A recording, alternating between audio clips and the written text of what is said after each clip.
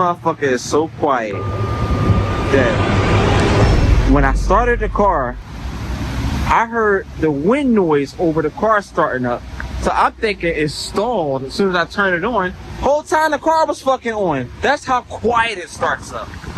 Toyota Avalon, baby. You know how Toyota get down, man. This motherfucker run good too. 193. That ain't nothing for Avalon. Depends on which one you get though. Cause some of them did have issues. But this motherfucker is clean. Y'all hear me?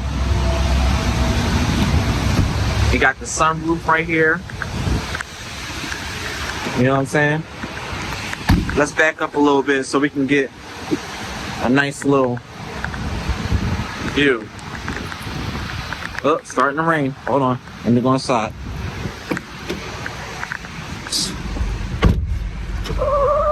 So I'm just letting it warm up a little bit. But the Toyota Avalon has a very respectable history that dates all the way back to, I think, 1994, 1995.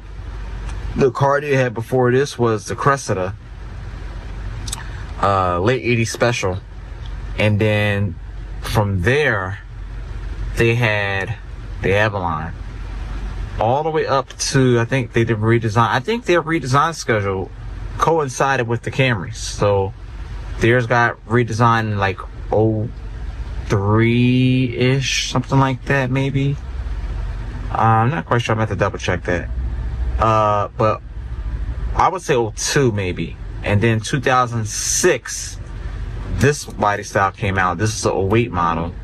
And they had it all the way up until 2012, I'm guessing. Maybe they redesigned it in 2013.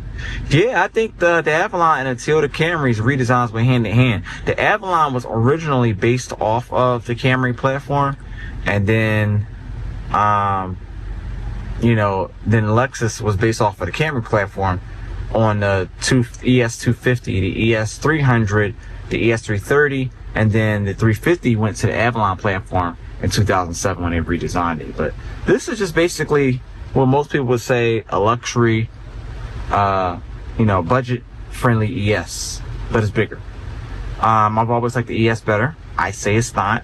I say, you know, the Lexus, you get that premium feeling. You have the design of the Lexus. But the car they replaced it with, the Crown, the new ES is supposed to be based off the Crown. You might as well just go ahead and get you a Crown. The Crown's a full-size sedan that replaced the Avalon, so it's nice that Toyota is continuing the sedan market, full-size sedan market, man. Somebody still wanted a nice, spacious, full-size sedan.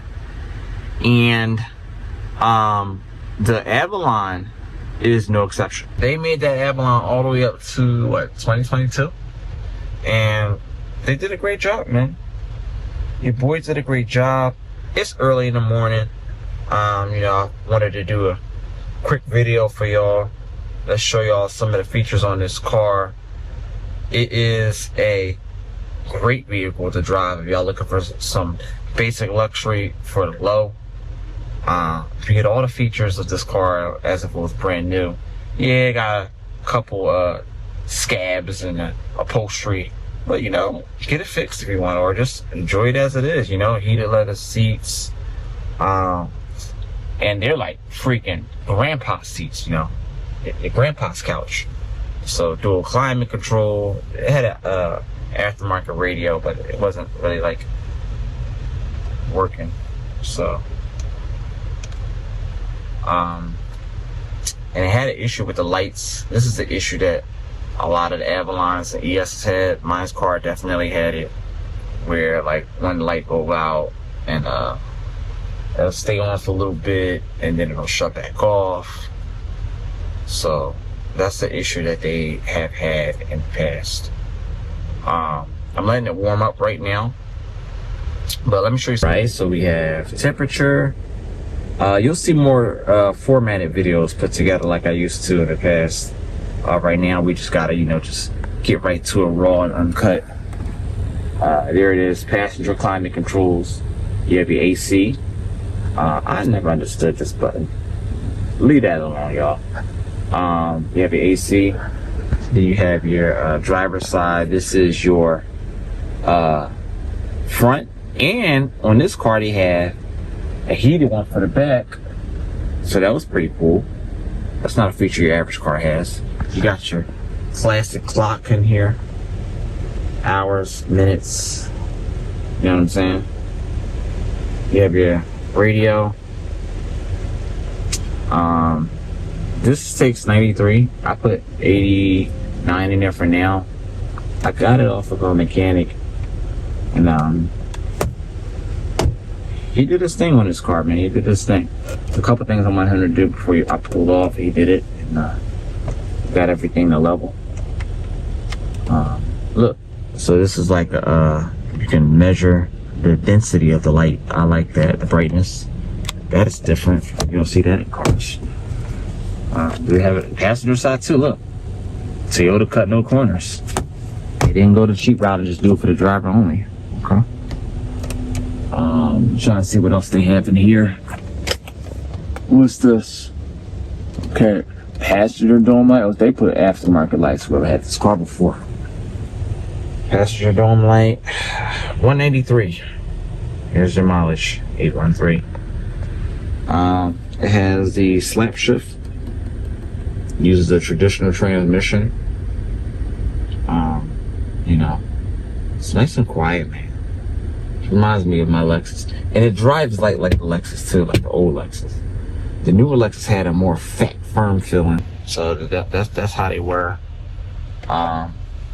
You know, I'm just trying to see, because it had an issue where it was going to the hot, and pretty much he took care of it, but the heat was on last night, and I didn't know if the heat should have stayed on for it not to like overheat.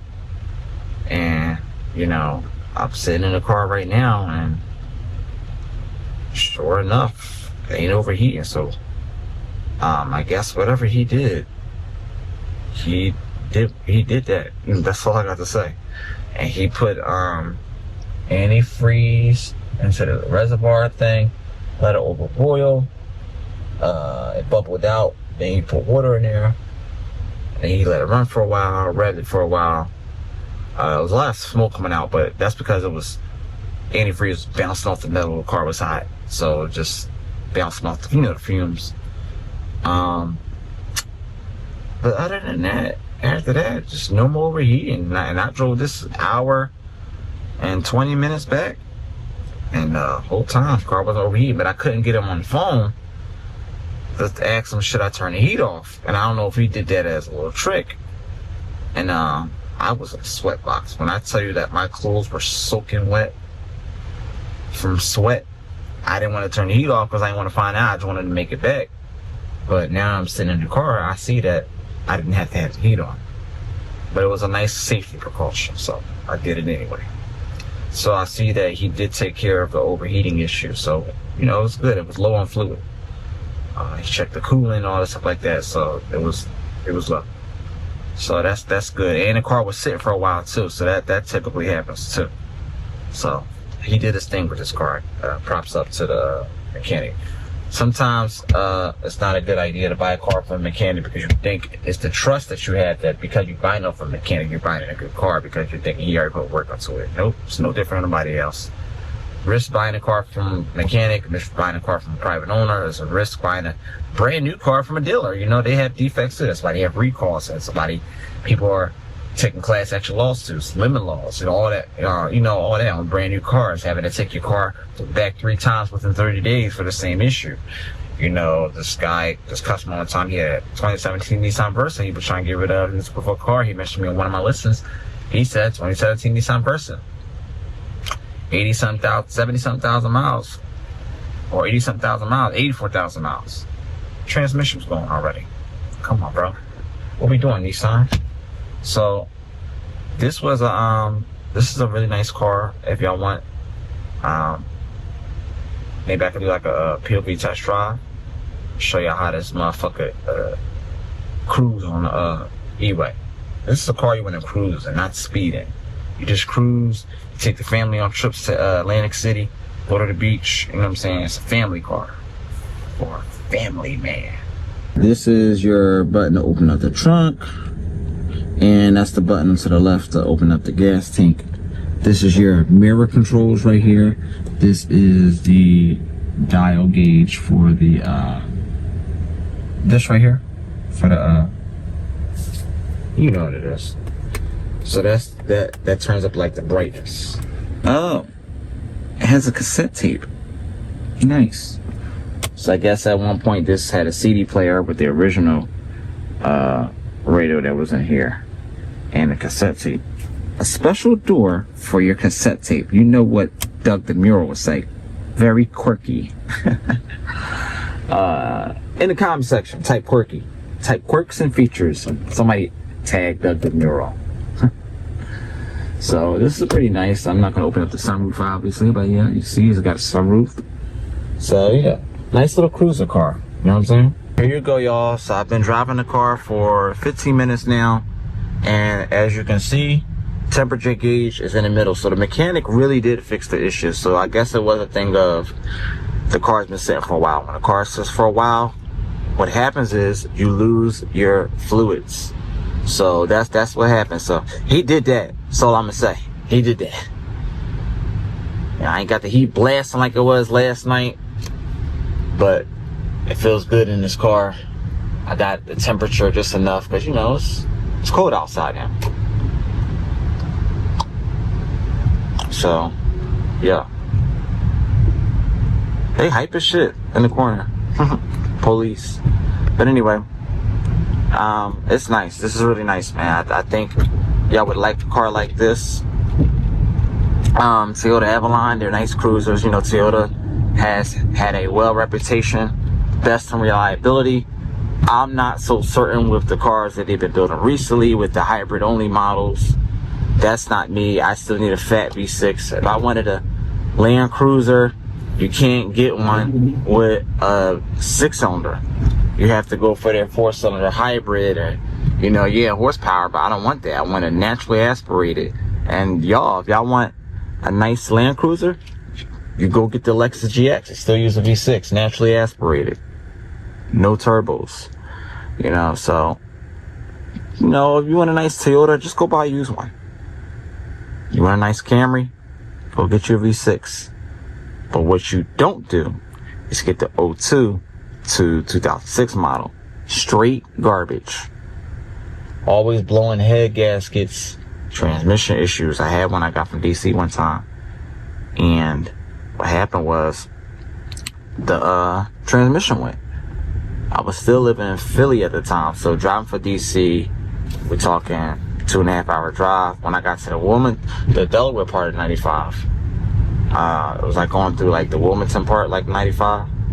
That's where the transmission went right there. And story time, I put my car on the side of the highway. Car got stolen off the highway next day by a tow truck. Luckily for me, I had a tracker in the car. Make sure I get y'all a tracker, y'all. If your car gets stolen, get a tracker.